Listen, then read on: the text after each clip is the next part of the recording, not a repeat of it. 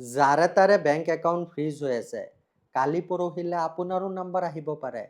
ভয় নাখাব, আনফ্ৰিজ কৰাৰ প্ৰক্ৰিয়া জানি ৰাখক। প্ৰথম কথা, চাইবাৰ চেলে সমগ্ৰ বেংক একাউণ্টটো নহয়, বিবাদিত এমাউণ্টখিনিহে ফ্ৰিজ কৰিব পাৰে। বিভিন্ন হাইকোৰ্টৰ ৰায়। আপোনাৰ বেংক একাউণ্ট ফ্ৰিজ হ'লে বেংকৰ পৰা গোটেই ডিটেইলছ সংগ্ৰহ কৰিব।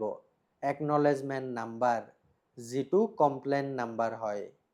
চাইবাৰ চেলৰ এড্ৰেছ মানে ফোন নাম্বাৰ, মেইল আইডি, সঠিক এড্ৰেছ প্ৰুফ, কোনটো চাইবাৰ চেলে বেংক একাউণ্ট ফ্ৰিজ কৰিছে। লেয়াৰ ছিষ্টেম মানে কোনটো লেয়াৰত আপোনাৰ বেংক একাউণ্ট ফ্ৰিজ হৈছে, কোনে কমপ্লেইন দিছে, কমপ্লেইণ্টৰ এমাউণ্ট আৰু বিবাদিত এমাউণ্ট। ডিটেইলছখিনি সংগ্ৰহ কৰাৰ পিছত নিজে এখন এপ্লিকেশ্যন লিখিব। মই কোনো অপৰাধী নহয়, মোৰ একাউণ্ট যে ফ্ৰিজ কৰিছে আৰু আনফ্ৰিজ কৰাৰ কাৰণে অনুৰোধ কৰিব। তথাপিও যদি আনফ্ৰিজ নহয়, হাইকোৰ্টত এখন ৰিট ফাইল কৰিব।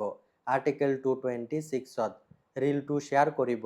এনেকুৱা আপডেটৰ কাৰণে মোক ফ'ল' কৰিবলৈ নাপাহৰিব। ধন্যবাদ।